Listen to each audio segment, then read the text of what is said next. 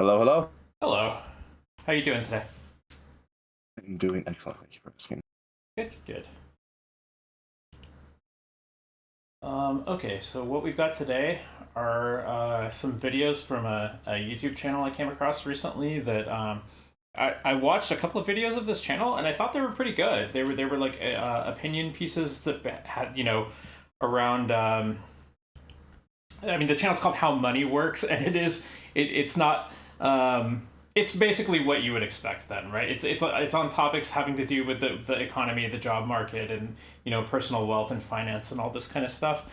I've only seen a couple of their videos, but I got a positive impression of them, so we're gonna watch a few more today, and we'll see if that holds up. But usually we cover more long form content, and this time I thought we'd try like covering a collection of shorter videos. You got anything you want to add before we get started? No, I've got this first video pulled up though, and the rise of bullshit jobs. This is something that I have. My prior is really overhyped and not nearly as much of a thing as people like to make out. So it'll be interesting to get an opposing viewpoint for one of these videos. Okay. Let me know if that stream is working. And I'm not talking about your job title or yeah, your it's daily good. tasks. I'm talking about what you actually do, what you actually create, what you improve, what you contribute. For some of you watching, this question might be pretty easy to answer. But for those of you who find yourself working as a middle manager, overseeing a human resources team at an insurance underwriting company, well, it might be a little harder. In the last century, service jobs have gone from representing less than a quarter of all jobs to now representing nearly 80% of workers. Now, when we think of service jobs, we think of people serving us coffee, finding us a pair of pants out of the back, or carrying our bags to the hotel room. Sure, they might be an unnecessary luxury for the people using these services, but it's still pretty easy to see that they do produce value, be it in the form of a nice cup of coffee, a fresh new outfit, or promptly delivered luggage, without the need of a physio appointment the next day. But you see, the thing is, the service sector is far more broad than the name implies. It encompasses everybody from call center salespeople to CEOs. In fact, it's quite difficult these days to find a job outside the service sector, specifically because those roles require special certifications. Remember that for later because it's important. But the growth of the self-serving service sector, and the subsequent rise in bullshit jobs that came with it, seems a bit odd. Surely, the efficient free market would weed out these individuals that are contributing nothing, punishing the companies that bear their salary expenses while rewarding the more efficient organizations that do without them, right? Well, no. And to understand why, it's time to learn how money works in the modern day to perpetuate the existence of people who work to nothing but justify their own existence. And before we get into this quirk of modern advanced capitalism, we need to first whoa, I'm gonna need you to slow down there on the idea that modern capitalism is the reason why some people pretend to be useful when they aren't that useful. That doesn't seem unless we're doing the classic, oh, capitalism is just human greed, in which case everything is capitalism. I think that's probably a pretty dumb take. Yeah, I don't think this is a phenomenon that's limited to just modern capitalism. I think. It might be exacerbated. I mean, that could be true. Yeah, or maybe he just wants to talk about the specific way that this manifests under modern capitalism. Like that would be fine. But yeah, like if you're gonna describe people working just to justify their own existence, that feels to me like that's just most people who have ever lived. look at Soviet communism. The Soviet Union was built on the idea of noble labor. Was it? Is that really the best? Okay. The state said that work was honorable and dignified. The word Soviet loosely translates to a workers' council, and people took pride in their labor above all else. Are you sure that? Hold on, I Yeah, just want to this realize. okay. This just seems like he's describing the idea that their propaganda put forth and the ideals of like anybody who really believed in the initial idea of Soviet capitalism might Yeah, I'd agree be super with this. curious. Yeah, is he saying the state said the workers did, or is he saying no? The workers of the most workers Soviet Union found dignity in their work. Hold on, I want to be super clear on that. Labor. The state said that work was honorable and dignified. The word Soviet loosely translates to a workers' council, and people took pride in their labor above all else. Okay, he is saying the workers say that. Well, that's definitely not true, but go off. This caused problems when there wasn't enough work to go around amongst everybody. The drive for full employment meant that some people were given tasks that were obviously totally redundant. Factory managers hired as many people as they possibly could, because it was honorable to oversee the labor of so many of your comrades. They also feared that if they didn't give people jobs now, they wouldn't be able to get the people they did need in the future. This worker hoarding, as it became known, meant that some people were given jobs like counting endless inventories of nuts and bolts. Now, obviously, there are huge differences between the modern Western world and 1950s Russia, but there are also some concerning similarities. The theory of totally unnecessary jobs really started to gain traction after the anthropologist David Graeber published a book on bullshit jobs, in which he outlined 5 broad categories of jobs that had become more and more common. The first are what he called the flunkies. Think people like doormen, receptionists, chauffeurs, and assistants. These people exist to make other people feel better about themselves and could easily be replaced with some kind of technology. That's if they are really needed at all. Can we Then there are the duck.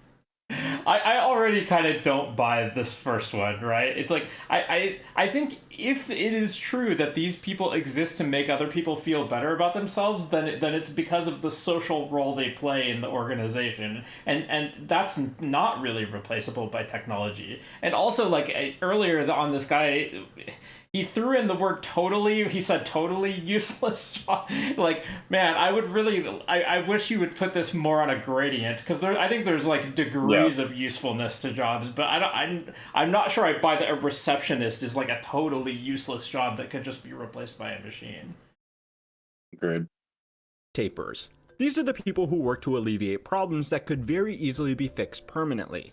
Think someone like an inventory manager that just so happens to have the system permissions to update stock levels in a warehouse, where that could have been done automatically or at the very least shared amongst floor staff.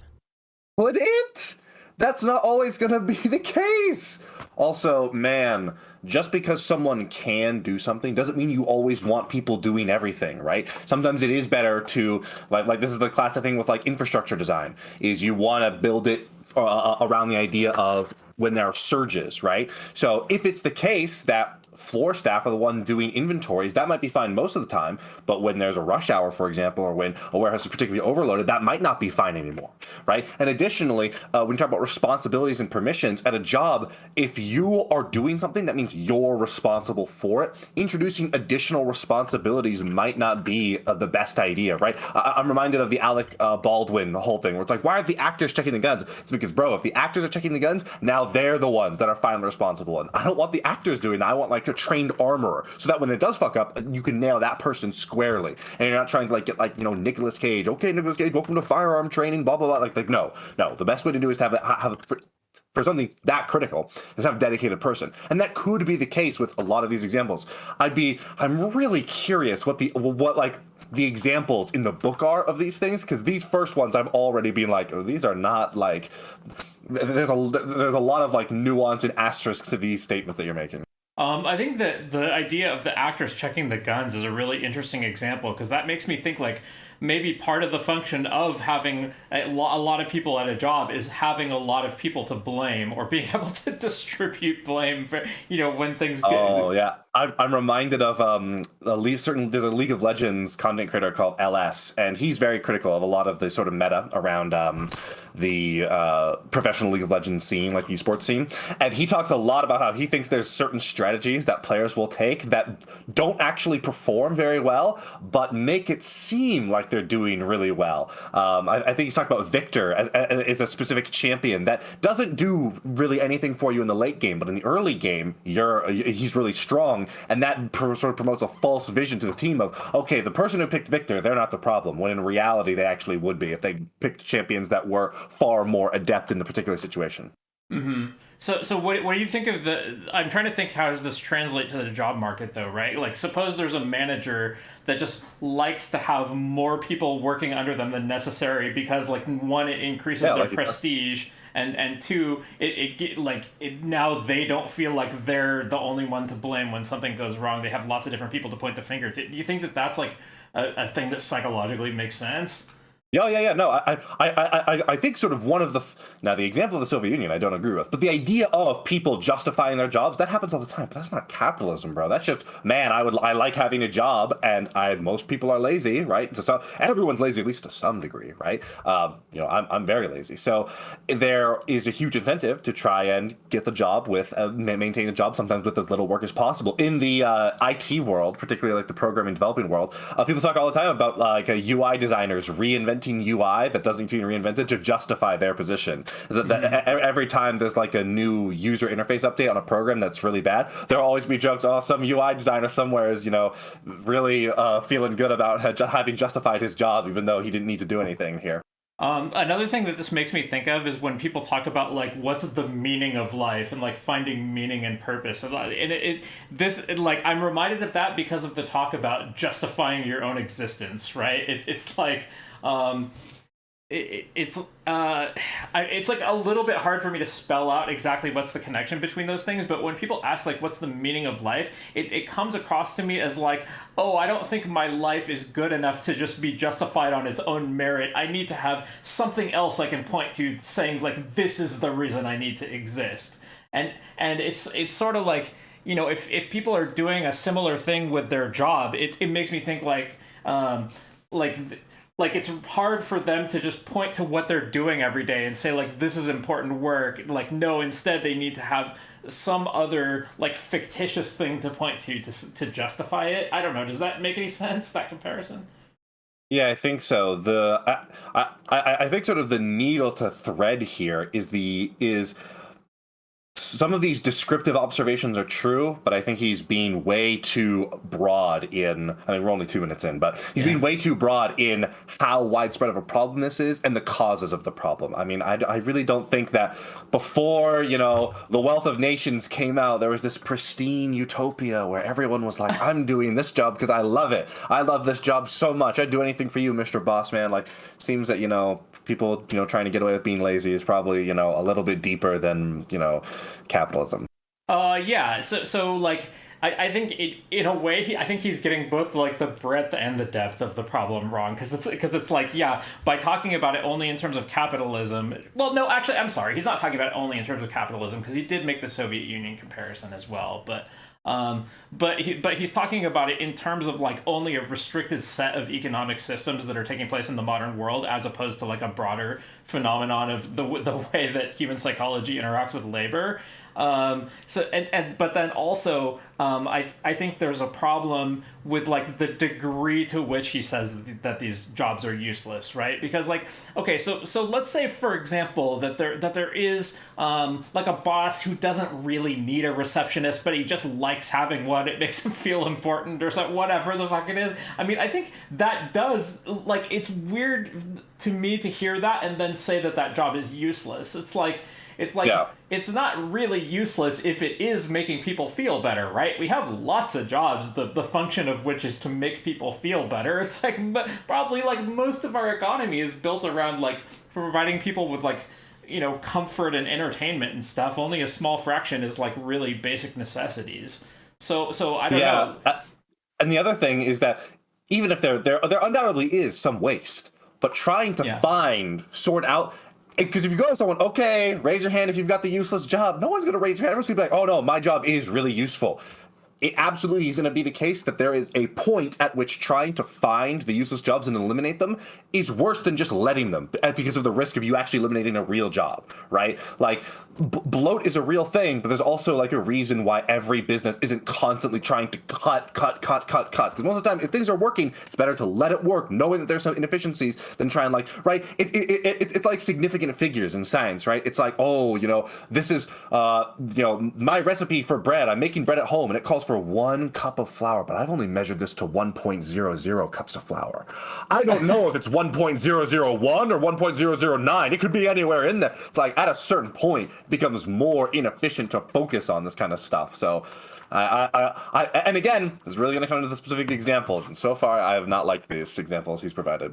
Yeah. So another thing, just a second, that this reminded me of. Is like I do like a philosophy reading group, right? And So we've been reading Seneca, the ancient Roman guy, and one of the themes that he brings up a lot in his writings is he just talks on and on about how important philosophy is.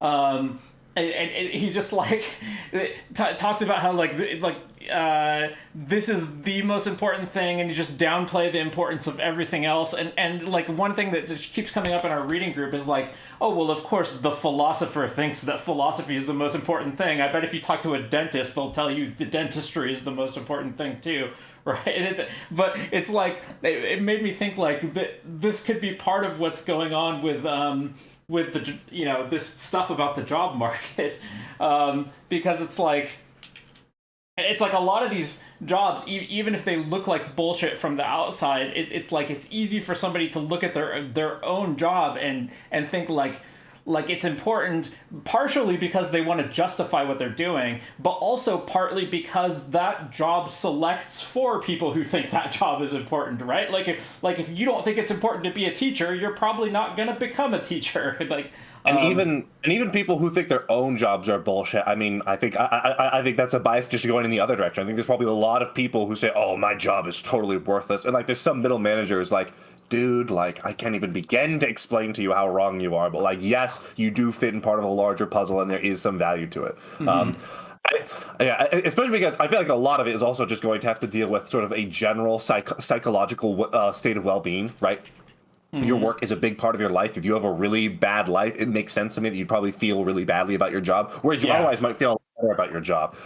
Frankly, I think that it's really ironic that a lot of left-leaning people, especially not just left-leaning people, but rather a lot of the really left economically leaning people who are, opposed to capitalism or things like that, will always talk about, oh, it's so bad that our work, deprives us of meaning. It's like, I really don't think that most people should be seeking to get the meaning of their life from their work. Like, work should be enjoyable, ideally, but if it's not the best thing, that's fine, as long as you have something else. But the idea that like work needs to be like the mojo, the spirit, like, no, work is work. It's fine. Move it to the side, and then you can focus on the things that do provide your life meaning, like your friends, or your family, or your hobbies, or your faith, or whatever. But I don't think that needs to be intimately related to like the job. So I just think it's really ironic that people who are always decrying like the sort of like modes of economic production think that they need to be centered around like the value of your life.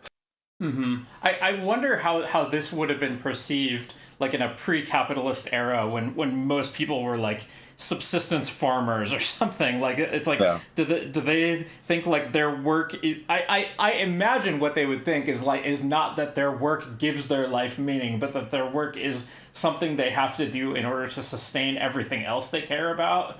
That seems like the more normal way of thinking of it. But then I get that like today some people, and it probably was true historically too, that some people do just get consumed with their jobs, and it does like take over their life and their psyche and their emotions in such a way that they do kind of lean on it to like justify everything about their existence. And it's like, without this I would be nothing. And you see people do the same thing with like relationships, for example, right? They which is really unfortunate when people do that. But yeah, there's people that'll be like, oh, without my girlfriend, my life would be nothing. And I feel like, maybe some people are doing the same kind of thing with their job.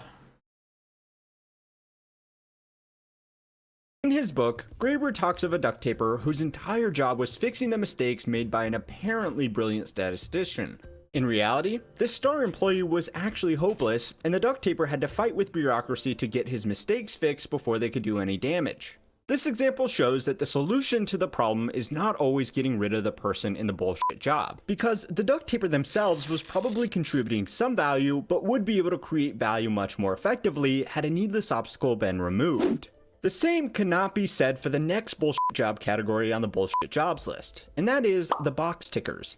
The army of mindless drones that exist in big companies around the world because they make said companies appear legitimate to other big companies.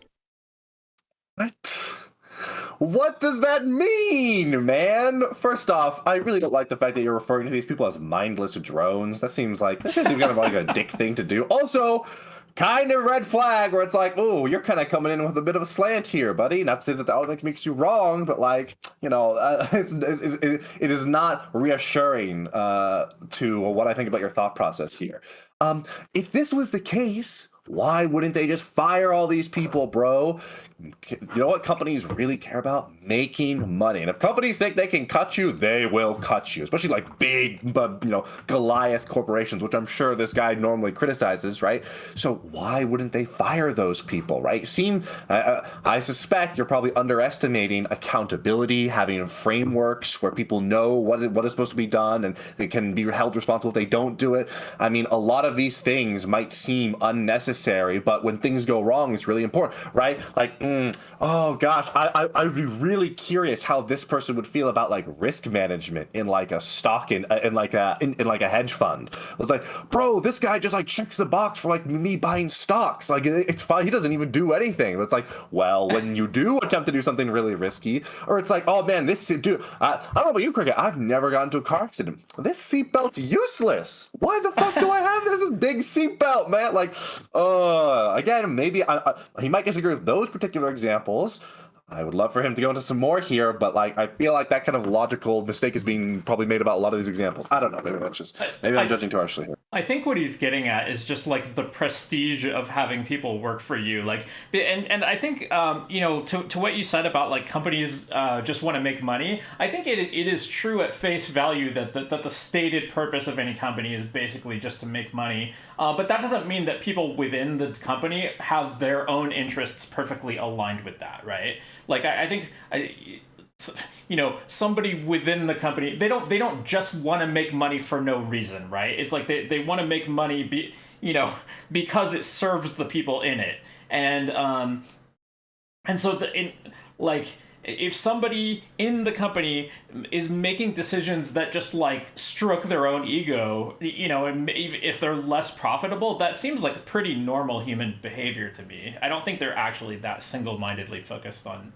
efficiency, and neither do I think that they're perfectly able to identify efficiency. Yeah, I think that's the key. This guy is presuming that because that there would be I think this guy is presuming that it would be very easy to identify these when it probably isn't most of the time. And I do think it is the case that the people at the top would be pushing for cuts, right? The middlemen, like the stockholders, definitely do not care about almost anything except whatever the value is, which is going to be based on the quarterly reports for the profits. So or profits revenue. The point is, I think there probably are a lot of people at the top that don't have the same biases towards managing people, and I think this theory is lacking an explanation for why those people aren't just firing all the bullshit jobs. Yeah. So I thought of another thing about like when he was talking about duct tapers, right? I think there are people whose job it is to just like compensate for someone else's behavior. And like, I don't know if he'd put that in the same category of duct tapers, but what I was thinking of is like police officers, for example, right? I do not think police officers are a useless job that we just have no need for anyone to police public safety. But I do think that police officers are effectively like, I don't know. This is a kind of approximation, right? But it's like, I think they're approximately duct tapers, right? Because what they're doing is like it's their job to just like manage and compensate for behaviors that other people probably shouldn't be doing, and to just like cancel it out. I don't know. Yeah. Think of the people that create internal company newspapers with stories about key executives, or whatever it is that's reported on those things. I mean, nobody actually reads them, and that's the point. But if a company didn't have an internal newspaper... I don't think that's the point, dude. I think sometimes these internal newspapers are relevant. And when they aren't, it's probably just because it is because the executives up top do like that. That provides some sort of value to them. Now, it might just be in their feelings, but like, bro, like, let's be real. Like, everything, when you boil it down far enough, just comes from our feelings, right? Like, the reason we like food and not like being injured is because we have feelings about those things. So it seems a little weird, Now, if you want to acknowledge that, that's fine, but it seems like you're trying to draw this line where it's like, oh, these things across the line, these are based on feelings, aka bullshit. And it's like, well, I think a lot of things are based on our feelings. Therapists are based on our feelings too, and those seem like pretty valuable, non-bullshit jobs to me. Yeah, I mean, to judge a job as either useful or useless, it only can be useful or useless with respect to some particular set of values. This is almost like the moral philosophy stuff that we were talking about like a month or two ago. It's like it can be useful in a certain context with respect to a certain set of values, but like what set of values you adopt is just feelings, right? And like, I don't know.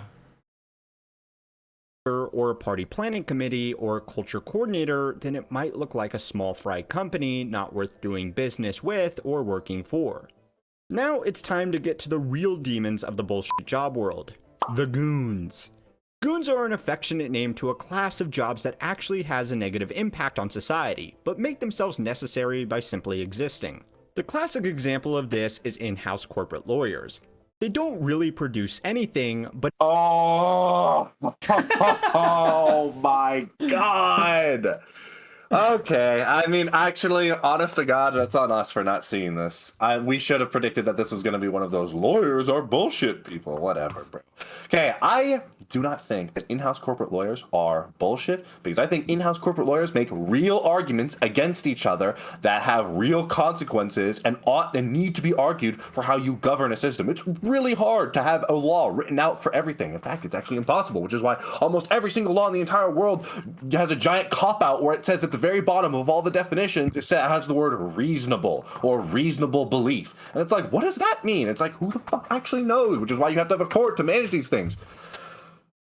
So I don't think having corporate lawyers is dumb or unnecessary. Like, that's like, I'd be super curious to get this guy on a call and be like, how do you think, two companies should resolve this dispute where it's actually, it really is unclear. Okay, so I want to try to steelman this point, not with respect to lawyers specifically, but with respect to the idea that there are jobs, the function of which is to give a competitive advantage to the company that they work for, and that advantage comes at someone else's expense. So they're not useless to the company they work for, but they're like a net negative to the entire system. Does that make sense? That they're yes, I agree with that. I might contest the idea that it's a net negative because I think, this could almost include any sort of advantage at all, right? Like you might say, the company that started using cars for deliveries before horses, that is now forcing every other company. But like, when every company does start using it, it then does benefit society a lot. I feel like you have a really hard time sorting out, actual innovation. Yeah, so I agree that something like that is probably not a net negative, but I think it gets a little more murky when we're talking about like advertising and marketing, for example, right? Like when if an advertiser can really only increase the market share of a company by cutting it from another company or by defending it against the other company's attempt to do the same thing. Then it's like I would understand why the company who hires them needs to hire them to have that competitive advantage, but yet the entire system might be better off if no one were doing that.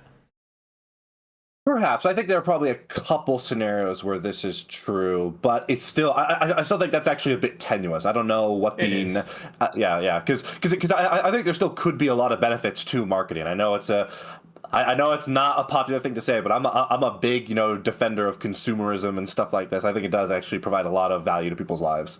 Oh, okay. Yeah. So I think advertising and marketing are like a net negative to society. In aggregate, right? I think there are scenarios I can point out to you where it's like a net good. Well, but I think the majority of the time what they're doing is just trying to help one company or one person compete against someone else, and it's like it's kind of like. It's a similar concept to having like a military or having wars and stuff. It's like, I think the whole world would be better off if no one had a military and no one ever went to war. But yet somebody who doesn't have a military and isn't ready to go to war is going to have like a competitive disadvantage against people who do. Yeah, that's actually a really good example, because I think that you've helped me identify my real problem, which is that it feels like the bad thing isn't the wars. That's not, or rather the bad thing might be. No. Sorry. The bad thing might be the wars with armies, but it's not the problem. The problem is the fact that human beings are always going to tend towards having some sort of conflict, that there's something in humans that makes it so we have to have armies. That's like the actual source of the problem. Okay. It's a symptom. It's a symptom. And it's the same thing with marketing, right? Marketing, even if marketing is a bad thing, the really underlying problem is the idea that we need to, I guess in this particular scenario, would be like the profit motive, right? The drive to constantly get more. And if you're going to say that's the problem, then I start to really have some problems, because sure, that does lead to negative scenarios, but then also does lead to innovation. And I feel like that's a more than holistic, right? Because if you think about that particular example, like warfare, it's like, oh, what we need to do is make it so no one needs any armies. It's like, oh, okay, no problem, guys. Let's just make it so it might not be a solvable problem, right? But yes, but it's not that it's not just that's not solvable, but it's also that, let's say we actually could do that. That drive to go out and do, it seems like it'd be very difficult to isolate the drives that lead us to some of these net negatives from the drives that are net positives, like innovation. So if you wanted to going back to like the marketing example, if we wanted to get rid of the cause of the people that of the need for marketing in the first place, right? Not other marketing, but that first person who does that marketing. In order to get rid of that, I think you'd probably also need to get rid of the drive for someone to like invent cars. To replace horses. It feels very difficult to disentangle like the drive for humans from the positive and negative ones. Well, I mean, it seems to me like the answer is just moderation, because like you could have a profit motive, but then if you have a really extreme profit motive where you're willing to just labor. Yeah. If you're willing to just pay any price and do any amount of cruelty and destruction to achieve profit, then obviously that's bad, right? So it's like at some point, like I think we have to have a culture of having people not do this to excess, but we also don't want to have people just like laying around all day until everybody starves to death, right? Right? Like there's somewhere in between lies the right answer. And I think those regulations then I think probably get us back to our shared position, which is that marketing. We can ban certain kinds of marketing that are very explosive. We already do, and there's a lot of other countries that have way better things. Like, for example, I think it's in America. If your thing is a supplement, you can basically just say whatever the fuck you want about it. Like, you can be like, our supplement is proven to like cure cancer and give you superpowers, stuff like this, and you can't be held liable. Whereas, if we were going to start being things like, oh, no more corporate lawyers, I think that would prove itself. Oh no, this actually is a good thing. Oh, yeah, okay, so interestingly enough, I used to work for a marketing agency, and I used to do, like, writing for them, and the category of things that I hated the most writing for was supplements. It's not true that you can say literally anything, because, like, basically, well, okay, the advertisements that I was writing for were pretty much all on Amazon, right? And Amazon in turn is going to be subject to some amount of like legal liabilities because they sell in so many different territories, right? But Amazon does have some rules about how supplements can be marketed. So if they were to just say in their advertisement, that this supplement cures cancer, Amazon would actually not allow them to do that. But what you can do is write these like really weaselly things. It's like, some people have been traditionally using this and for a long time, and this herb and it is widely believed to have a range of benefits that may include this and this, like that kind of wording. And I hated it. It was like this was a job that it was like, I don't know. It was like, how can I sleep at night when this is what I'm doing during the day, But most of what I was doing was nothing to do with supplements, but that was just like the worst part of it. Yeah, I think another good example would be children's advertising. A lot of other countries have way more strict restrictions on what you can advertise to children, how you can advertise to children than the U.S. does. In Mexico, actually, very recently, I think it was spring of last year, they had a decision a couple of years ago that went into effect in spring of last year. where you can't have cartoon characters on cereal boxes for children in Mexico. Oh, so if you interesting. look, yeah. So, and it's always a really funny thing. You could take like a picture of like a shelf of like some Mexican like sugary cereal, and then none of them have mascots. So it looks off, but it's hard to place it. And you can show to people what's wrong with this picture, and it's just a fun little like see if you can notice it. Especially because Mexico has such a huge obesity crisis. Mexico is like right up there with America in terms of having a massive obesity crisis. So yeah, that's another example where you can have reformations to sort of fix the specific negative problems without necessarily addressing the root cause.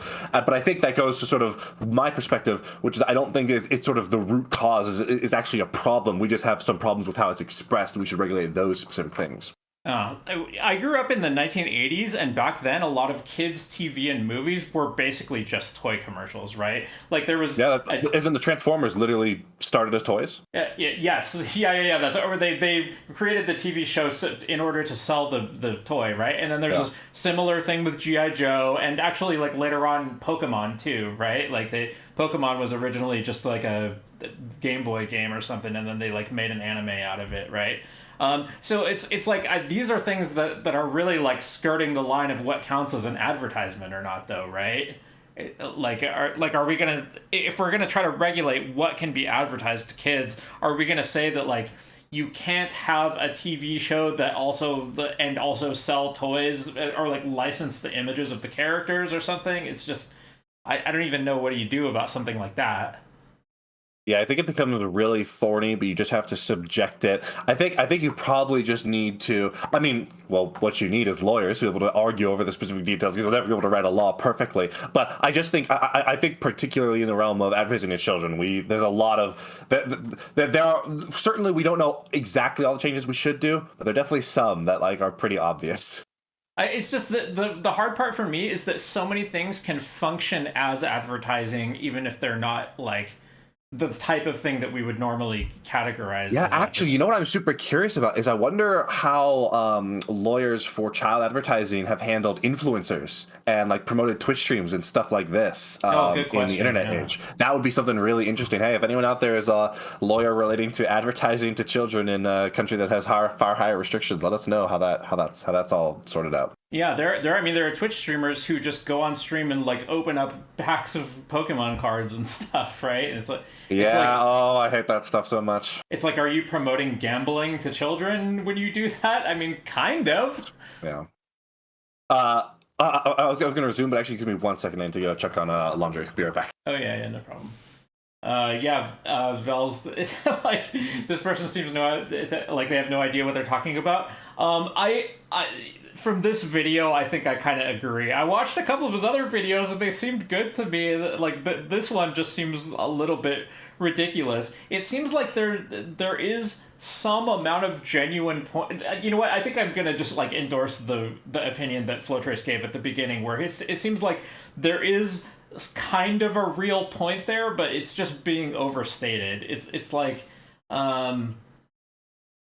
there are other reasons to hire people besides just like quote unquote productivity. Yes, you can also hire people because of prestige or because you misapprehend their usefulness or because their job is just to compensate for somebody else's fuck ups. But yeah, Flowtrace, I was just saying I think I'm endorsing your opinion that you gave at the beginning where it's like I think this is a real problem, but it's just overstated.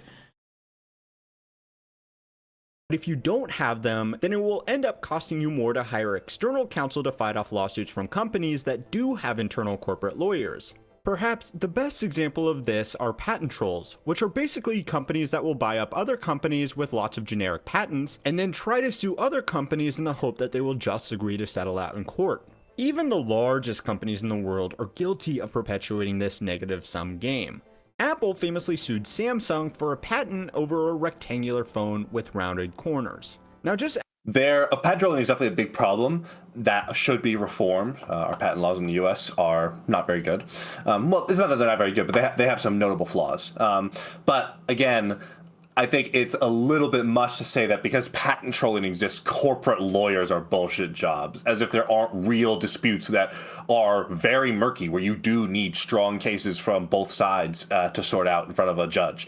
And as with any legal process, you'll need them to be able to handle all of the documentation, the discovery, the ability to hash out a deal, between each other, to settle outside of court. So again, I feel like we're using a couple potentially strong examples to cast way too big of a net. So what if this argument were reframed as like the corporate lawyers do play a real important role within the system, but it's a bullshit system that they're an accessory to? I think there are things that are bullshit in corporate law, but I don't think corporate law is a bullshit system. Okay. Ask yourself, despite what you might think about patents and intellectual property, what value was being created by the thousands of people whose full-time job it was to enforce that ruling? Because having a system of predictable laws and legal recourse is a necessary precondition for a lot of enterprises that do provide us value. If it wasn't the case that you knew you had legal protections, there would not be nearly as much of an incentive to innovate. That's why, for example, places like China really struggle with innovation even now, because patent theft is so rampant there, IP theft, particularly when it comes to them partnering with overseas partners. Yeah, so it makes a lot of sense to me, the idea that we benefit from having stability in our legal framework. So it's not that I would want to scrap the entire thing, but I think it's like, it's very plausible to me that our legal framework is constructed in a very inefficient way that That makes total sense to me. Beyond just the lawyers, there are people like the lobbyists who fight to simply change the rules of the game around, and salespeople who exist purely to move business dealings from one company to another while being the definition of a middleman in the process. Now, you might think that the goons are bad, but they have nothing on the worst amongst the bunch of pointless workers: the taskmasters. These are the people assigned to watch over and manage people that really don't need to be watched over or managed. Okay, but some people do need to be watched over and managed. Now sort them out. It's very difficult, so it makes a lot of sense that oftentimes you'd want to side on safety. That doesn't mean that, project managers can't be the worst, right? But there's very good reason, right? It's like sometimes you might want to take a little bit of inefficiency as opposed to risking huge disaster by trying to chop out things that you think might be a little bit inefficient. Right. I mean, it's a little bit like the argument that like buying insurance is a net negative, because obviously like insurance companies take in more than they pay out, or else they wouldn't be able to go on existing. And yet nevertheless, it can be a good decision to buy insurance sometimes for some people. Yep. It does exist, especially when it's coordinating a team with a wide set of skills. But someone like a sales manager who lords over a team of people with exactly the same job title is a little bit different.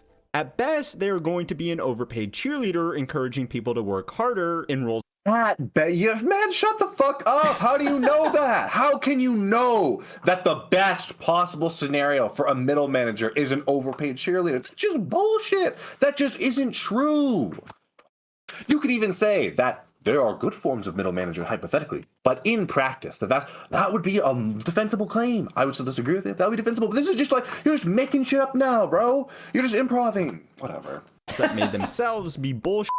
At worst, they will be distractions desperate to justify their existence by calling meetings and creating strategic mission statements that achieve nothing but pulling people away. Okay, this dude had too many unnecessary meetings and he was radicalized. Like this dude, it's like young men getting called like racist, radicalize them to alt-right. Like this guy got radicalized into the bullshit jobs pipeline by like an unnecessary meeting. From a job where they do actually have a chance of doing something meaningful. These roles are not singular prescriptions. In fact, some specifically useless employees may find their role is a combination of all 5 of these factors. Many middle managers exist to oversee fundamentally useless departments and only have a job because a highly layered corporate hierarchy makes the bigwigs at the top of the food chain feel good about themselves. I don't think you have a very good appreciation for how actual corporate entities work, but whatever. I mean, we could say that maybe the entire reason people construct power hierarchy is to feel good about themselves. Like Answer the question. How did we get here? The Soviet Union created bullshit jobs because it was obsessed with having a job for everybody, and the nation Soviet Union created bullshit jobs. There weren't any before it. Is that actually the argument? Come on, go please. That took no. pride in- No. He's saying they think- created the terminology. They coined it. I don't think he's saying either of those things. I think he's saying that like some of the specific jobs in the Soviet Union were They created jobs which were bullshit jobs. No, Yes. Okay, I got you. Yeah. labor. But our capitalist systems are supposed to be better than that, right? Well, sort of. But we are still victims of the same bureaucracy. Sure, companies would do well for themselves by cutting down these tasks, but sometimes these incentives can be misaligned with the actual decision makers. In the same way a Soviet factory worker might hoard staff to make themselves seem important, modern middle managers will do the same. In the same way factory walls were covered in propaganda about the brilliance of Soviet laborers, LinkedIn pages are covered in self-serving propaganda about how much an honor it was for some analyst to spearhead the joint development project for streamlining customer satisfaction in the bullshit. Okay, that could be a real thing though. What if, I want you to imagine some crazy hypothetical. This could never happen, okay? A company has customers, and when those customers give feedback, they have to email it to someone manually. And then the person who receives that email has to manually retranscribe it into a specific form to be submitted to the design team. Okay, now that could never happen, right? Okay, it's a crazy hypothetical, but let's just pretend it does. I see that and I'm like, wow, that's dumb. We could just make an automated form that we provide to all our customers, and they could just submit it, and instead of it taking potentially a week because that person has to transcribe it, has other jobs and that's gonna be at the bottom of their priorities, it would be done instantly. It would be done automatically. Whoa. And then I go in and I have the idea for how this should work, right? And I spearhead this in co-direction with the person who actually designs the form. I don't know how to design the form, but I notice this problem. And I have an intimate knowledge of both how these customers are going to report, what they're going to want to report, specific things. And I know exactly what the engineering team is going to need to know. So I help the form designer design what the form should be. Whoa. So okay. Is that not a real job? Is that not actually, because spoiler alert, this is a super plausible hypothetical. This has undoubtedly happened, and that would be real value. Yeah, so I think what you're describing is the theoretical ideal of what those jobs are supposed to do, and I agree that like I'm sure this is a real thing that happens, right? Then we have like a second problem, which isn't quite the problem that he's describing, but it's a problem where the day-to-day work that people do doesn't necessarily produce the results that it's supposed to. But that doesn't necessarily mean that the job is bullshit. It just means that they're like doing it badly. Yeah, my face when there are human flaws in our system and it's not like 100% thermically efficient. I'm just losing my mind right now. You know what? Like, I think it might even be good for it to be inefficient in a way. Like, I think there's like a defensible case for bullshit jobs, right? Like if even like a person who really isn't doing great work or is maybe they'll just be a bad worker in whatever job you put them in. Like, maybe it's still okay to like let them make a living and just not be that great at what they do. I don't know. Yeah, because it's like, when we're talking about jobs having aspect of bullshit to them too, it's funny because this is the exact argument that would be in favor of things like, oh, automated cars are out. Your workday starts when you get in the car because now you can just be on your laptop working for some efficiencies are okay, right? Especially when you talk about the fact that, much like, the health of the human body, doctors don't have an exact one-to-one function for everything, which is why a lot of times doctors give you advice like, hey, if nothing's going wrong, let's not bother, right? We're not going to order 1 million biopsies or tests because, if everything's working, better not to mess with it, right? If a company is working really well, they're not going to go in and start messing around with things because they might mess up something that really does work, right? And letting people not constantly writing people to be as efficient as possible, being like, what are you doing? That's not a justified part of your job. That's a bullshit job. That's what you're doing right now. That might actually contribute to how good of an employee they are because they feel like they can take a breath. They're not constantly stressing about all these kinds of things. But if I want to broaden it out a little further, I could even say the economy exists to serve the people. The people don't exist to serve the economy, right? So if we're not as efficient as we could be serving the economy, but we do it because it improves our experience at the job or something, like maybe that's okay. Corporation multi-platform digital sales ecosystem. In the same way that the Soviet Union was obsessed with everybody having work to do, even if it meant making up meaningless jobs, modern workplaces are obsessed with everybody working their 40-hour weeks, even if it means, well, making up meaningless tasks. This is before we consider the bureaucracy. Let's get one thing out of the way. Countries like the USA are not home to the totally free markets. There are laws and regulations about how to do pretty much everything. What? Want to build No a factory? way, I had Well, no you better idea. make sure There are it's in a laws? location zoned for heavy industry. And you better do an appropriate tender for the contract to construct that factory and have appropriate insurance. And if you are shipping your products overseas, you need to make sure you pay the appropriate tariffs and excises. All of these steps involves larger institutions which will themselves harbor bullshit jobs. Now, this isn't to argue for Hold on, okay. I was about big government or small government. Some policies really are important, and of course, some are bullshit. But companies have had a very important part to play in this whole system as well. The growth in lobbying has led to the creation of more and more legislation, which has made it such that starting and maintaining a successful business of any size is almost impossible without a team of accountants and lawyers who will help a business owner navigate. Okay. I really don't think it's accurate to say that our legal bureaucracy is wholly explainable by lobbying. It's just, yes, some of these are good, some of these are bad, but it feels like the picture he's painting here is like, oh, it's 90% bullshit. It's not, right? If not for all this bullshit, it would be so much like more simple and concise, and that just isn't true. Also, managing something to be concise and to be elegant is a skill. It's not just, oh, make it concise. Oh, make it like sometimes things get out of hand even when you don't intend them to. Like if you try to write something out, writing is a skill. It takes it's difficult to try and build it all together, especially when you're also then managing that inside a political system with competing interests. But it's such a simplistic view of how we got here. It's like the evil companies were like, you know what, add 1 billion laws, when it's like there are real competing interests on how these laws should exist, which leads to more complication, which leads to more expansiveness in the laws and little carve outs and all these things. Like carve outs, those don't exist for no reason. Those exist because someone somewhere goes to the levers of power that they have access to in a democracy and says, hey, I don't want this to happen to me, right? I mean, it used to be the case that in tons of our bills, right, log rolling, pork barrel spending, used to be the case that in tons of our bills had all these random things where it's like, oh yeah, and we're going to build a bridge in Arkansas. Because some guy from Arkansas was like, hey, if you want this to happen, I need an infrastructure project in my city because my city's going to get hurt by this bill, or my people aren't going to like this, so I need something I can give back to them. Yeah, you sure we don't just have laws so that the legislators feel important? You sure? Yeah, true. Oh my god. It's just complexity can arise naturally without any perverse incentives or someone trying to justify their existence. And I feel like that's a fundamental assumption that is not part of the picture that this video is painting.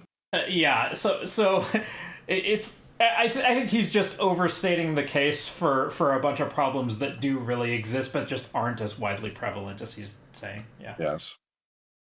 This bureaucracy. You might say this is in the best interest of a large corporation, because it makes it harder for potential competitors to get off the ground, but we don't want to point fingers here. Anyway, is there a solution to this? As a society? Sure. Embrace the idea that it's okay to not work 40 hours a week. The idea that a job is either bullshit or not bullshit is not entirely correct. In reality, almost all jobs will have some level of bullshit built into daily routines. If it was acceptable to say, my work is done, I'm done for the day, then it would be a lot easier to see who is contributing nothing. As an individual? Not really. The truth is, if you do find yourself in a role with a lot of bullshit tasks, you might just have to suck it up in the short term. Maybe work on a side hustle free from bullshit in your off time. Or, embrace it. Oh yeah, because small businesses famously far more efficient than Amazon or Walmart, man. Mm-hmm. When Amazon and Walmart see, the price point for all the things that they're like, oh, if only we could be that efficient. Definitely. Mm-hmm. There are lots of people that are very proud of their superfluous yet important sounding titles. Maybe it makes the pointless meetings or irrelevant PowerPoints easy to get through now you know it's all bullshit.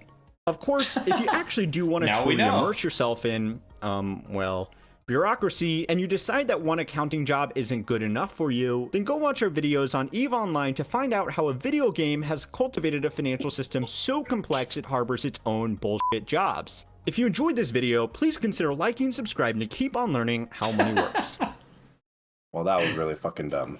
All right, well, I apologize for suggesting that video. You know what? No, never mind. I take it back. It was entertaining, so. It was entertaining. I mean, I think there's some kernels of truth there, but yeah. I mean, this just goes to show you how you can take a kernel of truth and, you know, get to some completely crazy bullshit. You know, yeah. Bullshit video. You know, it's a bullshit job. Video essayist. That's what the bullshit goddamn job. Okay. Wow, we're video essayist reviewers, though. No, see, we're not the bullshit job. We're attacking the bullshit job. They're the pests. We're the exterminators. Our job isn't bullshit.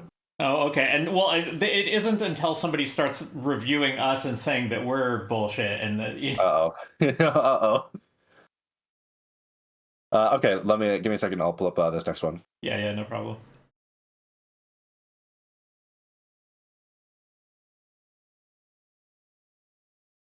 Well, he did say it's okay to maybe just embrace it, though, right? So maybe just embrace the bullshit is the right answer.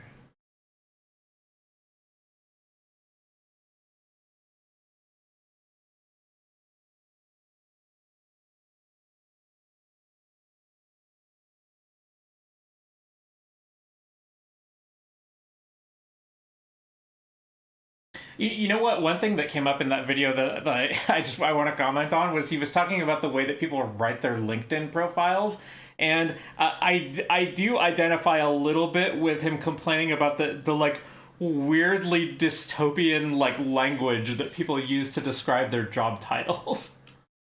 Yeah, but again, I think that just goes back to like the sort of like a competitive race. Like people started doing it for a reason, but then once everyone starts doing it, it starts to lose some of its value.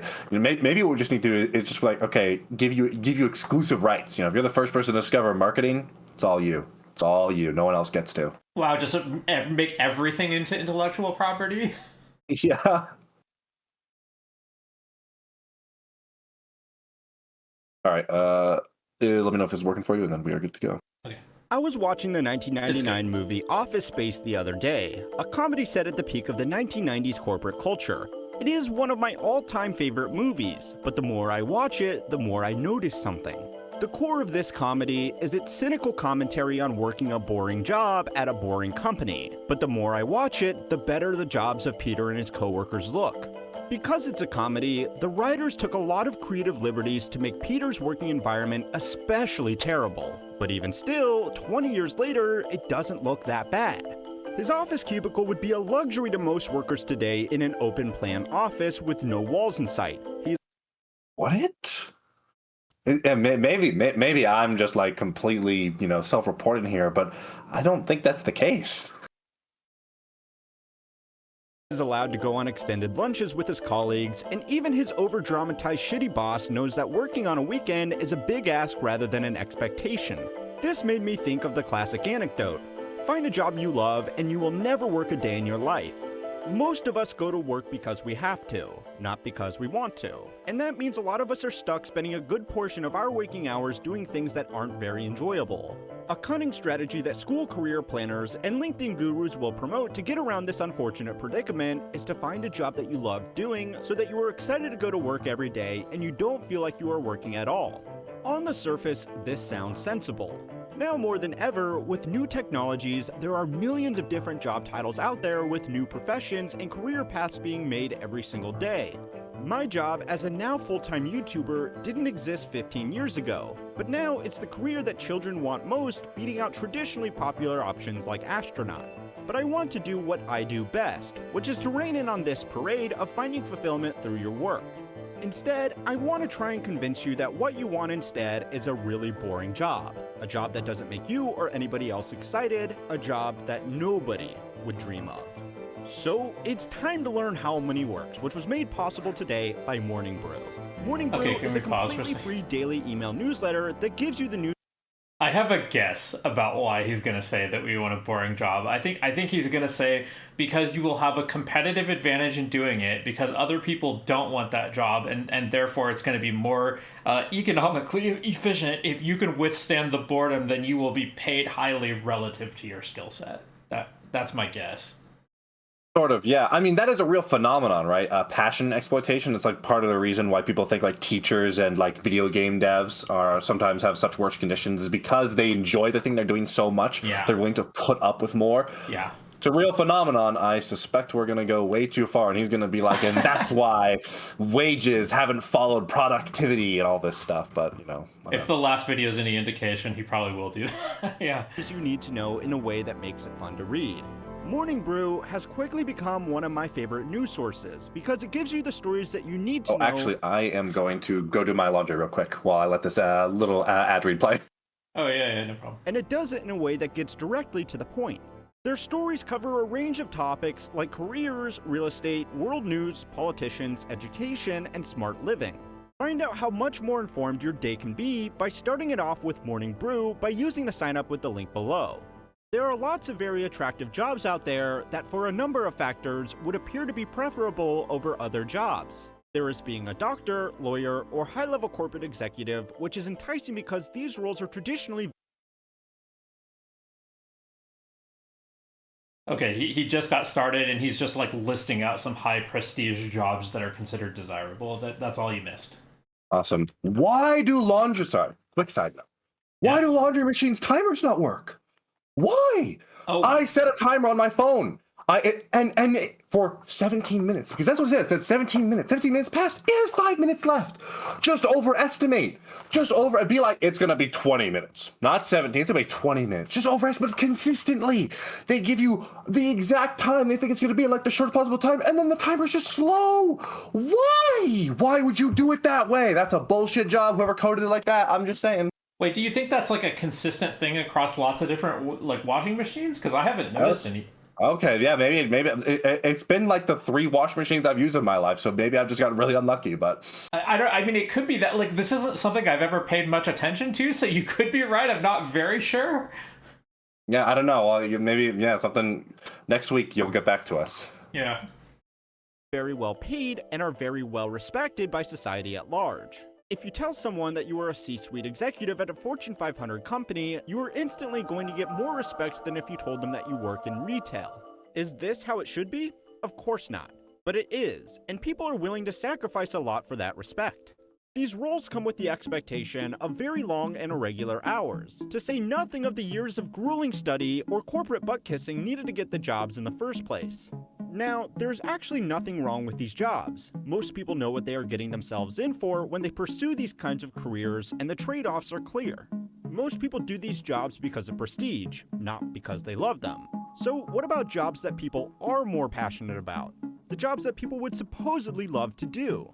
I am talking about jobs in the fields that people get excited about, like gaming, fashion, travel, and sports. Imagine getting paid to make video games or attend fashion events around the world. Sounds like a dream, right? Well, no. Big-name companies in aspirational industries are more often than not terrible places to work. The reason for this is simple.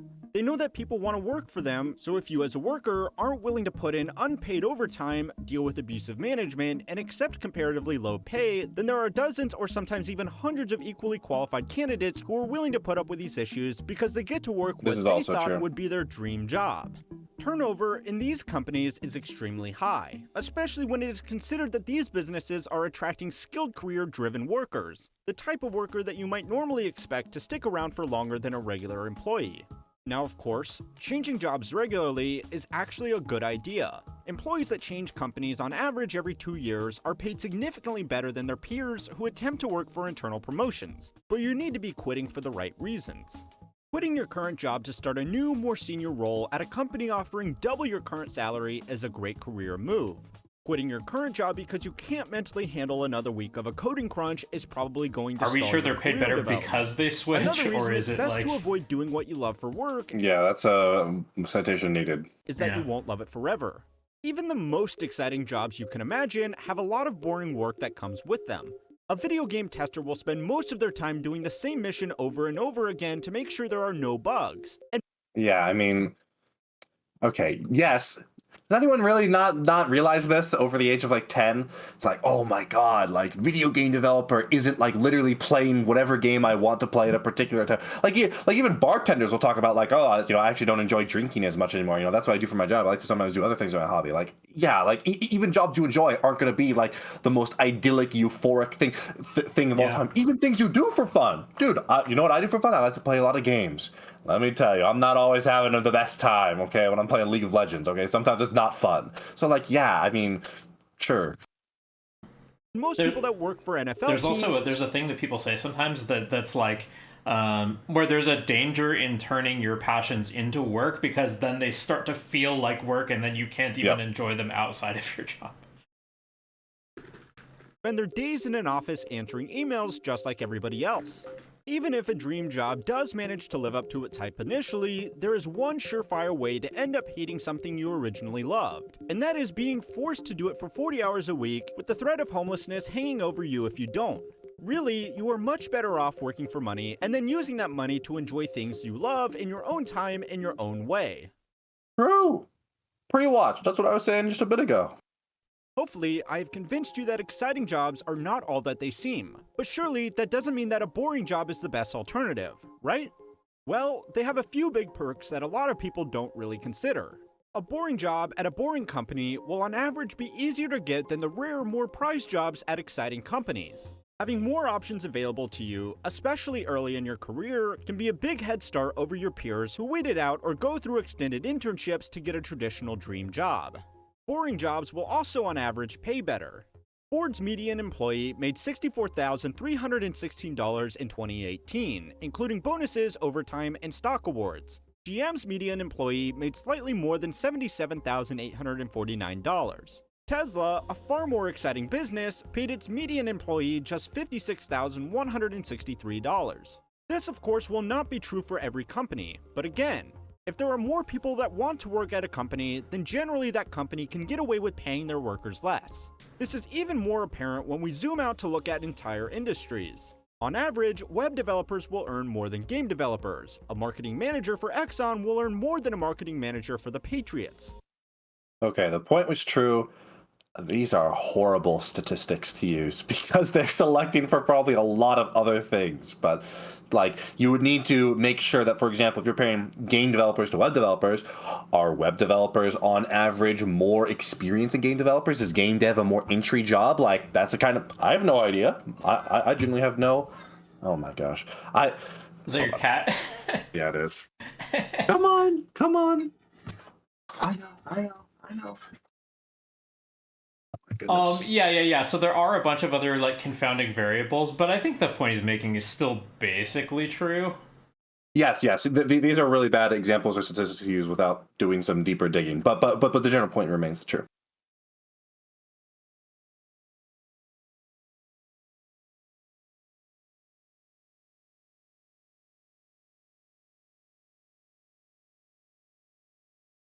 I got a chatter who says, for what it's worth, moving jobs isn't what gets you more money. It's mostly that people don't advocate for themselves within their existing company. If you have the experience and education and start looking for a different job, you'll find it. But you could stay within that company and potentially find a better position, but people don't tend to do that for whatever reason. There's like a mental block there or something where people are scared to talk to their boss. I'm sure that's true, at least for some people. So I wonder if it's like that people who are more ambitious are and advocate for themselves more wind up moving jobs more often, and that's why they make more. I don't know. And an administrative assistant at a bank will earn more than an administrative assistant at Vanity Fair. If you are doing a job to make money, you should maximize the amount of money you can get for doing that job. You won't see the name on the side of your building from your desk anyway. Now, if making money isn't the most important thing for you when considering a career, a boring job still has its perks. Boring jobs are just genuinely more enjoyable. A boring company is more likely to be filled with employees and managers who realize that a job is something people do to put food on the table. This type of corporate attitude tends to result in more productive workplace relationships.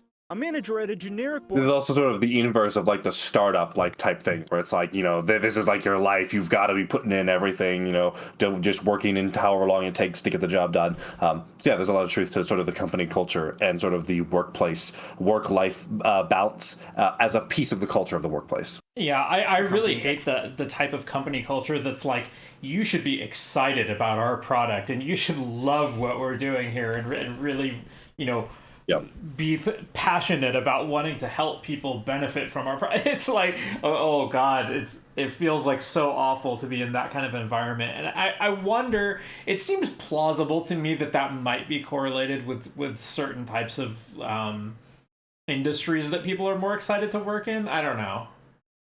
Mm-hmm. has been in their job for decades and has no ambitions of moving up the corporate ladder is not going to take it personally when you ask for a raise, a promotion, or a reference letter. Contrast that with a company where the management has drunk the "we are changing the world" Kool-Aid, and you are much more likely to face opposition when doing these things that all employees should really be doing as regularly as possible.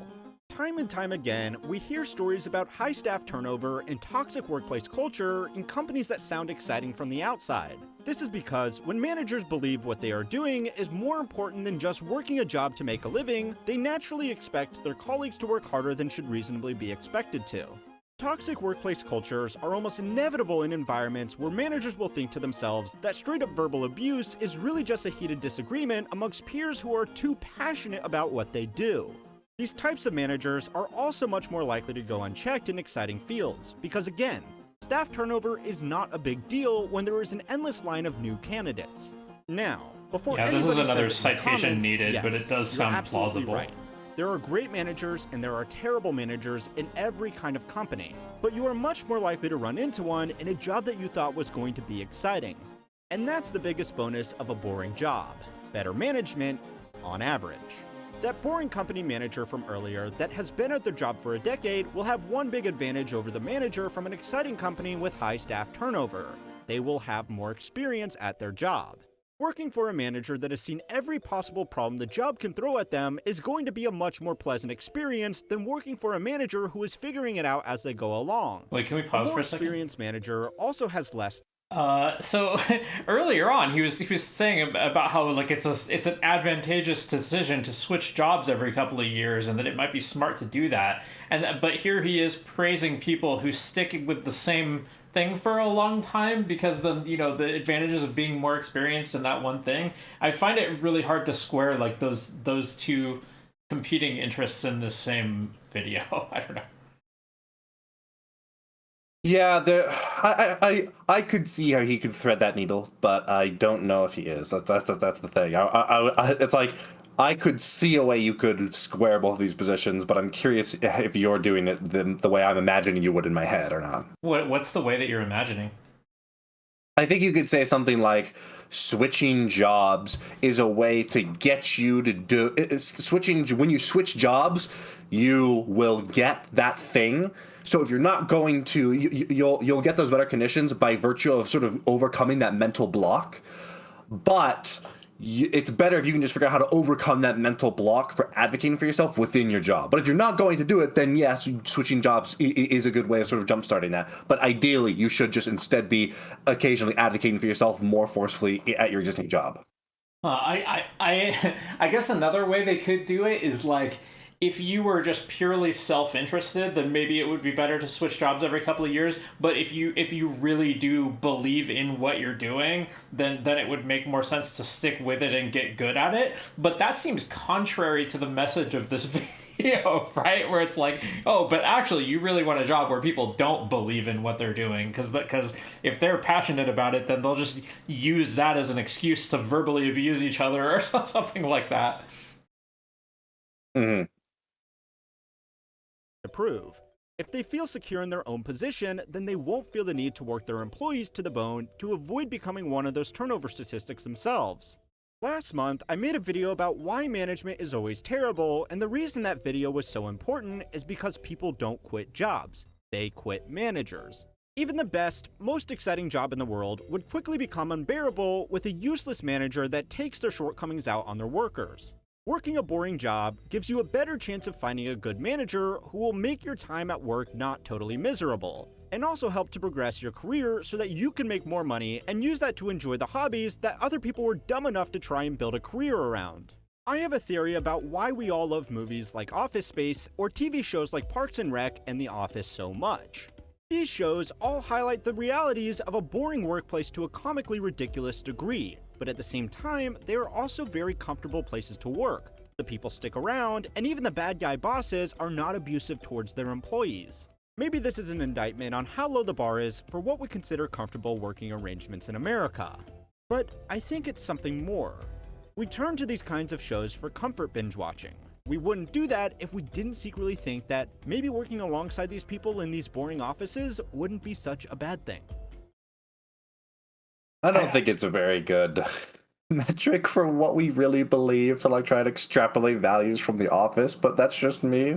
I sort of think part of the appeal of shows like that, and I'll throw in stuff like Dilbert in as well if we're going to go to other media. I think part of the appeal of those is that people hate their jobs and want to find a way to like laugh at them because it makes them feel like they can put up with it better. But yeah. If you want to learn more about why good managers are so hard to come by, go and watch my video on why company management is always terrible. A special thanks again to Morning Brew for making it possible for everybody to keep on learning how money works. All right, and then we've got two more, I believe. Let me go. Boom, boom, boom. Okay, This week's video was made in partnership with Jesus. Here we go. Why do family fortunes disappear? How money works. Okay. Where is the pop out? There we go. Let me Discord. Boom, boom, boom, boom, boom. John D. Rockefeller was the richest American to ever live, as well as being the founding member of the Three Comma Club as the world's first billionaire. At the height of his fortunes, a few years before his death, he was worth an estimated $1 billion, which may not sound like much compared to today's tech bros, but this was back at a time where the U.S. still a lot of money. GDP was only $39.1 billion. This meant that his fortune was 3% of America's GDP. Adjusted for inflation to 2020 dollars, this would give good old John D. here a fortune of $450 billion, or more than Elon, Bill, and Jeff combined. Yeah, actually, we've had much, in terms of like individually rich people, we've actually had much worse in the modern era. John D. Rockefeller is a good one. If you go to ancient times, it becomes really hard to like actually adjust for inflation or anything remotely like that. But someone like Crassus or, who was the guy with the elephants from Carthage? Oh my God. Hannibal, thank you. These people just like privately fund armies. Although again, it becomes not just inflation, but also like the nature of a society and wealth is also a lot different there. But still, it's just interesting to think about. Right, and a lot of ancient societies would have like a god emperor king or who's just like theoretically owns the entire country and everybody's subject to him. Like in Caesar's will, he just gave like every Roman citizen like the equivalent of like I think like $40,000 or something like when he died. Mm-hmm. But where is this fortune today? Of course, John himself died almost a century ago, but if there was any fortune that was going to indefinitely set up future generations, surely it would be this one, right? The same goes for most of these historic moguls. The fortunes of everybody from Carnage to the Medici have more or less faded into total obscurity, outside of maybe a few names plastered on random buildings that they don't even own, mind you. Now, you might think you already know the answer. Oh, these fortunes get split up amongst the children, and then children's children, and then children's children's children, until it was spread so thin amongst the latter generations that it became almost totally irrelevant. Well, that's gotta be part of it. That's not entirely true. What's more is that the real reason for the fall of these financial empires can tell us a lot about how money works as it has been passed down through generations in history. So, to address the standard explanation for this phenomenon of missing fortunes, we need to address that, yes, wealthy couples that have more than one child will normally split that money up evenly between them all. Of course, exceptions exist, but this is the standard operating procedure. Our good old friend John D. Rockefeller here actually had 5 children, which meant even his astronomical fortune was split up relatively quickly. This was before considering the charitable contributions that were written into the business titan's will. Obviously, that 1/5 share still made these children unbelievably wealthy, but adjusted for inflation, they still wouldn't even top the Forbes list. In fact, they would only barely make the top 10, the poor things. This process only got worse as time went on. Today, there are over 70 direct Rockefeller heirs, and this isn't even a particularly old dynasty. When we think of the really old money like the Medicis and the Rothschilds, there are now thousands of direct heirs. But as we have said, this shouldn't actually matter. Sure, people make more people, but money makes money a lot faster. Let's take old man Rockefeller again. He was almost 100 when he died, and passed this money down to his children who were relatively elderly in their own right.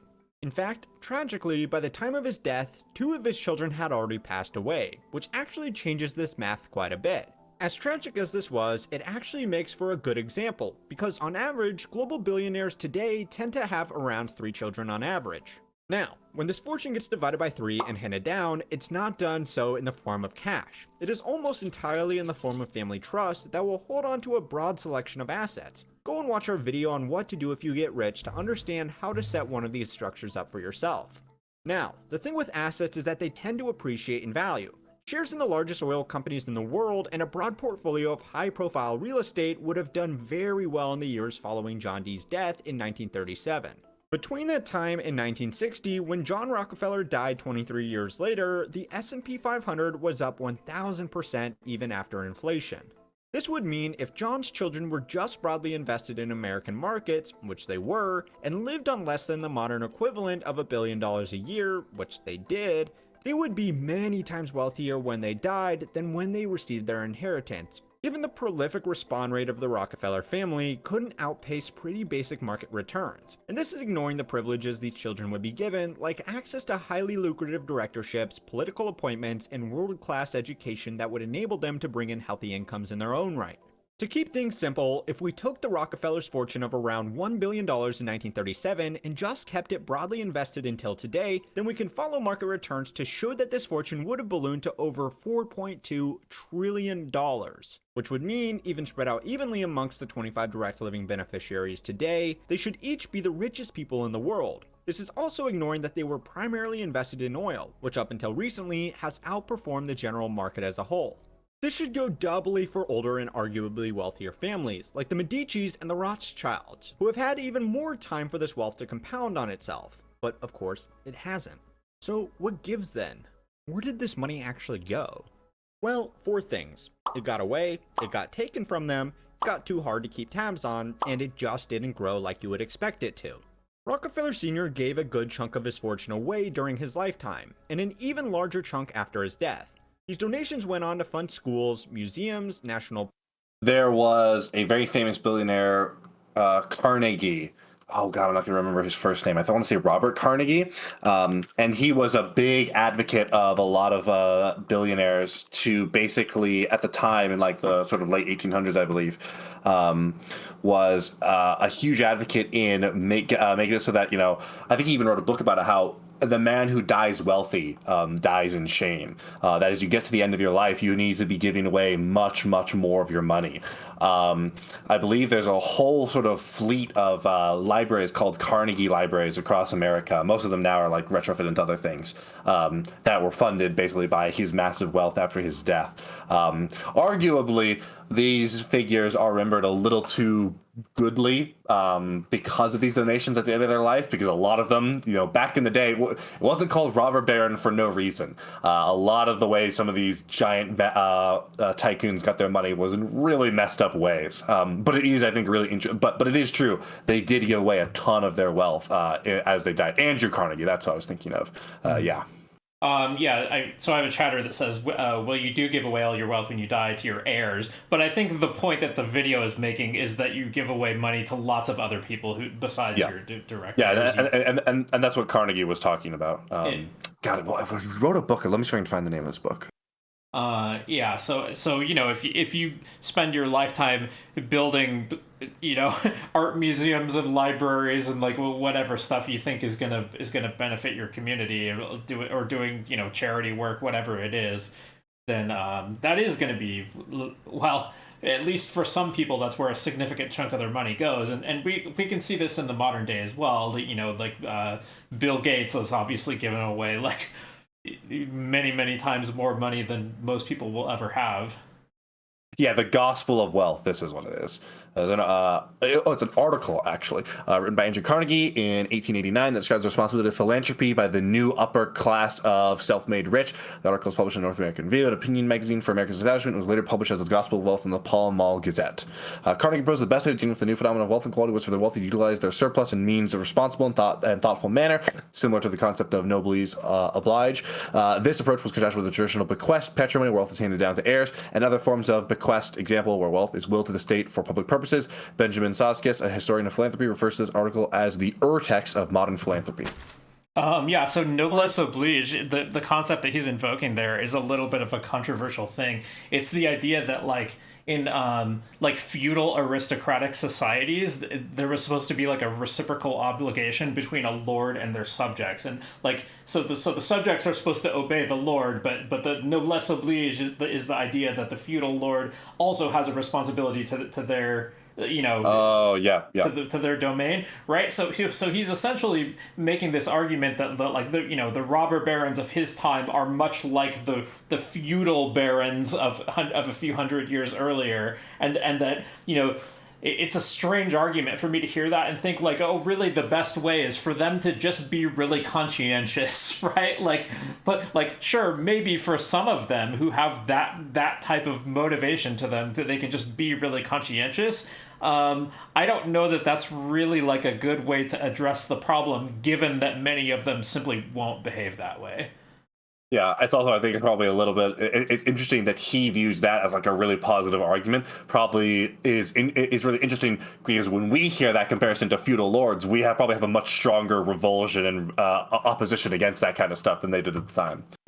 Yeah, I don't have an opposition to thinking about the role that it played historically. Like, I think if you're living in a feudal society, then it does make a lot of sense that the lords probably should have an obligation to the people that are living under them, which is not to say that I would want to live that way today. But yeah. And an extensive list of other charitable ventures. This work was continued by his living children, who each in turn gave away close to half of their fortunes. This meant that money was not being reinvested, and was instead only really maintaining its principal. Most of Rockefeller's grandchildren were worth about $3 billion, which is obviously still a huge amount of money, but goes to show how the family's wealth was only ever managed to keep up with inflation, with the rest primarily going to charitable and political projects. While it looks like each of these grandchildren have a fortune 3 times larger than their grandfather, you must remember that $3 billion today buys a lot less than $1 billion 100 years ago. The next issue is that it got taken from them. Everything from estate to capital gains taxes to divorce settlements have further cut down these fortunes. Beyond that, it has been really hard to keep tabs on this wealth. For obvious reasons, the family is not bragging about their fortunes to Forbes magazine like some other intergenerational tycoons. Since this wealth is now so diversified and split up amongst multiple family offices managing thousands of trusts, there really is no way of saying who owns what until they tell you, which they won't. People like Bill Gates and Jeff Bezos don't speak openly about the details of their fortune, but it's pretty easy to work out since it's primarily tied up in a public company and a series of high-profile business ventures and properties. But for people like David Rockefeller or David Rothschild, there is no list of everything they own and owe, which is probably for the best. I am sure you wouldn't want those kinds of details to be accessible about your own finances, and the same kind of expectation of privacy should extend to these guys as well, even though they are obviously many times wealthier. How many times? That's a little bit of a hot take, I think, to say that we should treat the fortunes of billionaires the same way that with the same expectations that we should treat the fortunes of ordinary people. I'm not so sure about that. Yeah, I mean, it's kind of difficult because not just by their size, but by their nature, they're very different. How do you do, like an estate tax on a lump sum versus like assets? Depending on the kind of asset, that can be really difficult to actually sort out legally. Yeah, and like also a billionaire, just the fact that we have billionaires in our society represents a certain type of concentration of power that I think is of public policy concern in a way that like the small fortune of a middle class person really isn't. So I don't know. I mean, you could argue that they should be treated the same, but I think that's not a trivial case to make. Yeah. I gotta go do my laundry this time for real, hopefully. So I'll be right back. Yeah, no problem.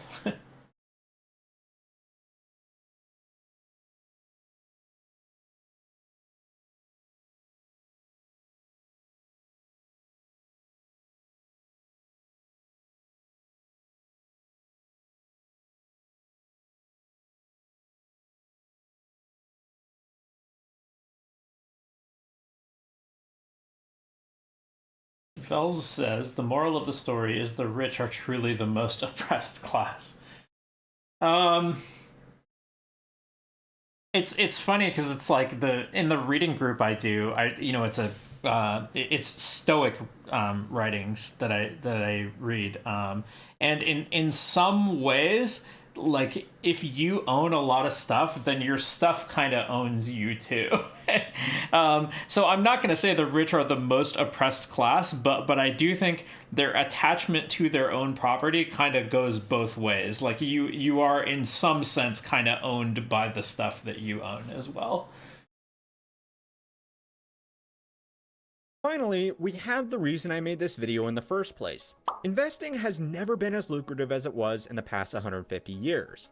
The Medicis rose to prominence in the 12th century. This was at the start of the Renaissance, which once again saw art and science flourish in Europe. But despite this, the economy of the region didn't really grow very much. Even by the most generous estimates, the wealth of Europe barely grew at all between the Middle Ages and the start of the Industrial Revolution. What do we mean by at all?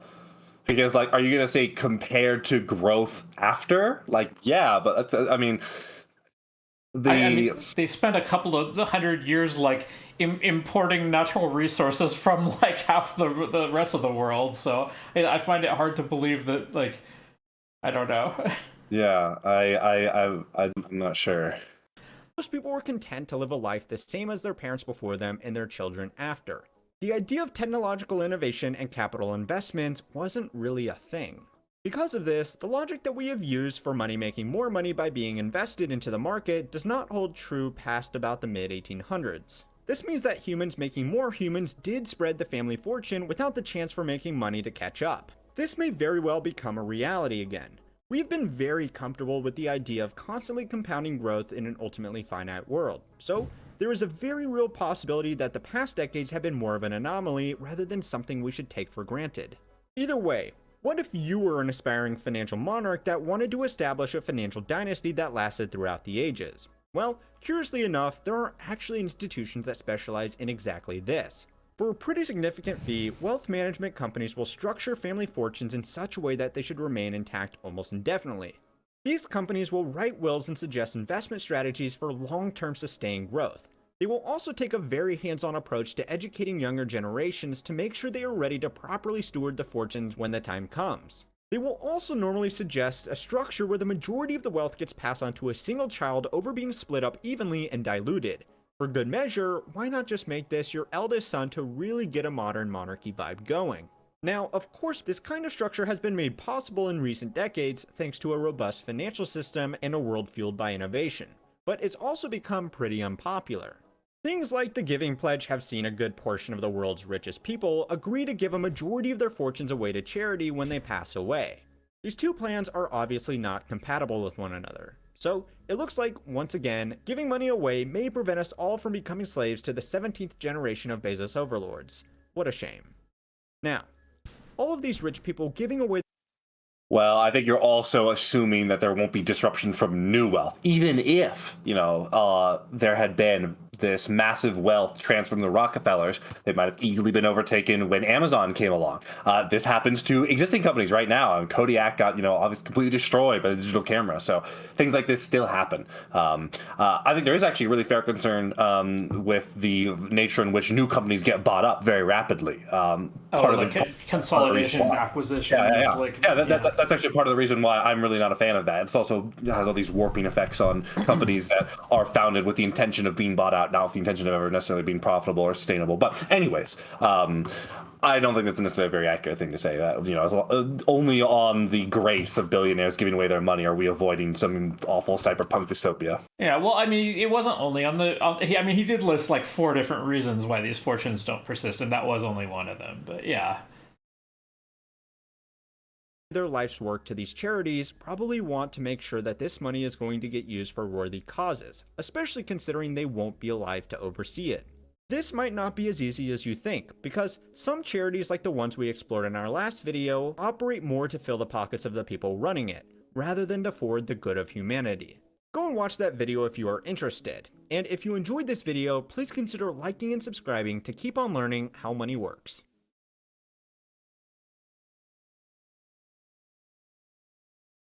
All right, last one. Mm-hmm.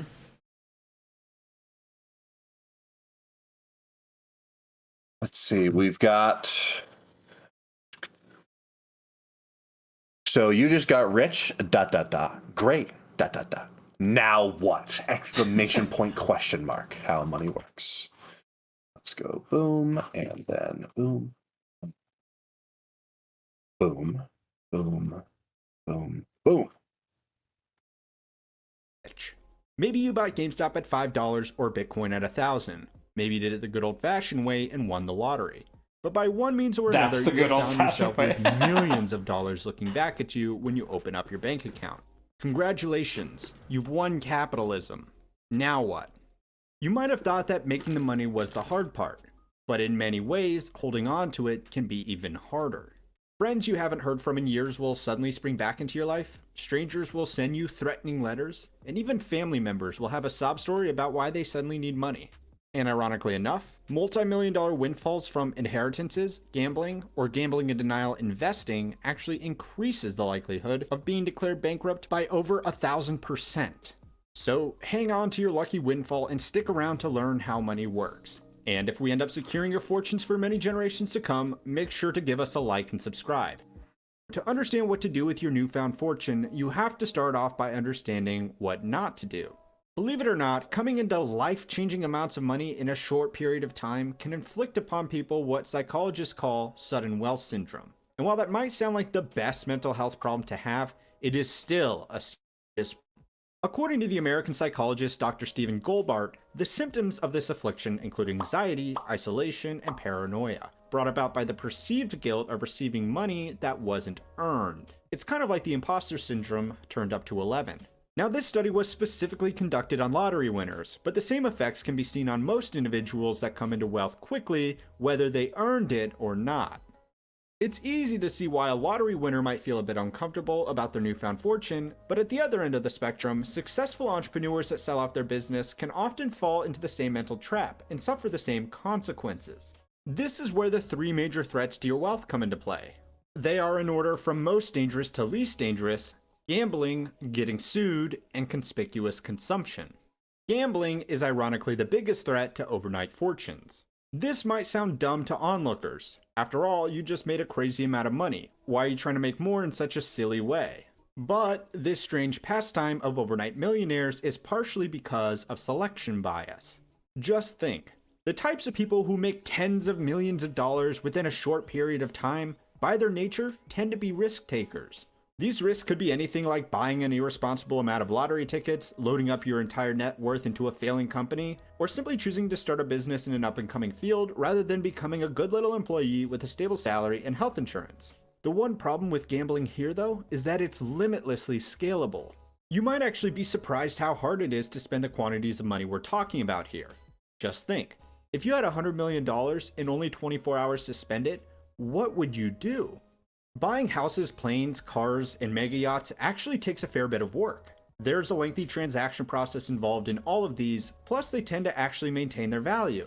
If you spend your $100 million on a mansion, you're not broke, you've just shifted your assets from cash to real estate. However, take that $100 million to Vegas and play hard over a weekend, and you will lose it. The highest limit blackjack table open to the public in the city is at Caesars, with a cap of $500,000 per hand. Assuming you play perfect basic strategy over a day and you have a dealer that offers 50 hands an hour, you would expect to lose $1 million every 60 minutes. Now, of course, you might win, but you also might lose a lot more than this perfect little statistical assumption as well. What's more is that if you are playing a normal game and betting $500,000 a hand, I bet you that just one click of the like button, you would be offered a private table where you could bet just as much as your little heart desired. So yeah, gambling is a big no-no. You have made your money with good fortune. Don't push your luck. The next big no-no is getting sued. Unfortunately, if you become a high-profile overnight millionaire, you've become a high-profile target for litigious individuals. This can range anywhere from ex-business partners to ex-wives. Now, you do have one advantage here, which is that you can, of course, afford good lawyers. But unfortunately, they might end up doing more harm than good. At the $2,500 an hour that top law firms charge, you might end up paying out more in legal fees than you do in settlements. Finally, there is overconsumption. Now, you might have thought this was the biggest trap people fall into. After all, there are a lot of expensive things out there. But as we alluded to earlier, it's actually really hard to spend money at this scale. A German billionaire once lamented that money gravitates to those with money. If he bought a limited edition Ferrari, it wouldn't appreciate in value like most cars. It would actually demand a premium year on year amongst collectors. He purchased multiple holiday homes and they all appreciated in value. His jets got written off as business expenses. Okay, this is just not a universal rule. If this was the case, then every investment bank in the world would just be like infinite money. Investment banks that you can invest in. Like, this is a little silly. I mean, if this was true, wouldn't the entire world have an infinite money glitch? Like, whatever. And his super yacht ended up turning a profit running charter guests while he was not on board. Oh, and by the way, you can actually basically Airbnb yachts like this one off charter brokerages. This particular example was set to back about $500,000 per week, which does go to show you can still consume your way to being broke, though you really need to put a lot of effort into it. You can't buy things, you need to buy experiences that don't retain any value after they're experienced. Well, you know, apart from a fulfilled life and all. So yeah. Avoid these 3 traps and your wealth should serve you for generations to come. But maybe that is easier said than done. And now that we truly understand... Yeah, I was going to say, bro, just do these 3 things. Kid named like every lottery winner ever. Like, people do burn through money and return to poverty. Very unfortunately, it's very sad. I mean, I wish it wasn't the case, but... Yeah, I mean, part of his point, too, is that other people are going to beg you for money and make you a target and try to sue you. So telling you don't do these things, I don't know, like, of how much value is it if people are coming for you? So it's finally time to actually lay out a game plan for Unexpected Millions, which is totally for entertainment purposes only, so don't sue me, mystery internet millionaire. Anyway, step number 1. Don't fucking open your stupid mouth and tell any motherfucker anything about any thing. Alright? In all seriousness though, keep everything as low profile as possible, at least until such a time as you have finished everything else on this list. If you're a lottery winner, stay anonymous. If your lottery doesn't allow for anonymous winners, get a lawyer to pick it up on your behalf. If they don't even allow that, do what the still mysterious A. Campbell did and mask up to collect your prize. Somewhat easier to pull off these days, so you're in luck. If you have made your money through a more conventional means like gambling on Robinhood rather than on your state lottery, then try to avoid bragging about massive gains to your friends and family. Bragging anonymously on the internet is actually fine, so long as you are confident nobody will take you seriously and or trace the account back to you. Step 1 ensures that you don't invite all the nasty attention that will draw you into these 3 traps. Step 2 is to get good legal assistance. There are actually law firms that specialize in things like lottery winnings, and they have decades of expertise in setting up systems to ensure that you and your money are protected legally. Which leads us on to step 3, protect your assets. Set up a company and trust structures that legally separates you from your money. The reason why you hear rich people talking about trust funds so much is for precisely this reason. Trusts are legal entities that can hold assets, like a pile of cash, let's say. Or they can be more complex and hold assets, like shares in a company, which in turn holds a pile of cash. This is likely what the lawyers in step 2 will recommend. This type of trust will have 2 important people: the trustee, who decides what the trust fund does, and the beneficiary, which is the person who gets paid the money from the trust fund. Oh, and by the way, these 2 people can be the same person, and that person can be you. What this means is that if you get sued, you can just say, oh well, I don't have any money. Oh, that over there? You mean the trust that owns a company that has millions of dollars sitting in it? Well, I don't own that. I just control it and benefit from it. Hehe. Now, you might ask, this sounds very implausible to me. It's like, oh, you could just do this and then no one can ever sue you or touch your wealth. It's like, I don't know. Yeah, I know trusts are really tax advantage for certain reasons, but I would be really surprised if you could like firewall your trust in such a way that like if you were ever held liable as like the only beneficiary or trustee, that would somehow be completely firewalled. I'd be really surprised if that was the case, but I'm not educated on financial law to anywhere to this level, so yeah, I don't want to stick my neck out. But yeah, something to ask someone who knows, maybe. Rage Pub, if you're out there. Top of this trust fund? And that's a great question. Trust funds are awesome, but they can't hold on to cash for very long. They are legally required to disperse a large percentage of their cash every year to their beneficiaries. This is to prevent the trustees, the people that actually make the decision in the trust, from holding out on giving the beneficiaries any money. Wouldn't want the trust fund babies missing out on their third trip to Aspen this winter, would we? The problem with this rule for you, though, is that it means at the end of the year, you would have to pay out a good chunk of that lovely trust fund money, and you would be right back where you started, holding onto a big pile of money that could be sued right off you. So this is just from BrattonLawGroup.com. So take it with a pinch of salt. A living trust does not protect your assets from a lawsuit. Living trusts are revocable, meaning you remain in control of the assets and are the legal owner until your death. Because you legally still own these assets, someone who wins a verdict against you can likely gain access to these assets. There are other protections, specifically an irrevocable trust to protect your assets from civil suits, however. The team at Bratton Estate and Elderly Care Attorneys can ensure you have a plan. Okay, blah, blah, blah, blah, blah. Revocable living trust helps your family avoid probate after your death. But irrevocable trust. So I guess the question is, how often can you get your money back from an irrevocable trust, which I would assume would be very limited, but I don't know. Mm-hmm. Whereas if you give all that money to a company that just so happens to be owned by the trust, then the company can decide if it's going to pay dividends this year, and if so, how much. That then gets given to the trust, which then gets given to you to not gamble with. Congratulations. Yeah, I'm pretty sure that would be fraud if you did that. If you were just manipulating whether or not to pay dividends on the basis of how much money you want to personally get, I'm pretty sure that would be fraud. But but maybe. Another thing is, if you get sued by somebody and owe them more money than you have, there are legal provisions for this where they can take money out of your future paychecks and stuff, right? Yes. So if you're then going around thinking oh well, I don't own anything right now, but I'll just continue paying myself dividends whenever I want money, I don't think this is gonna fly.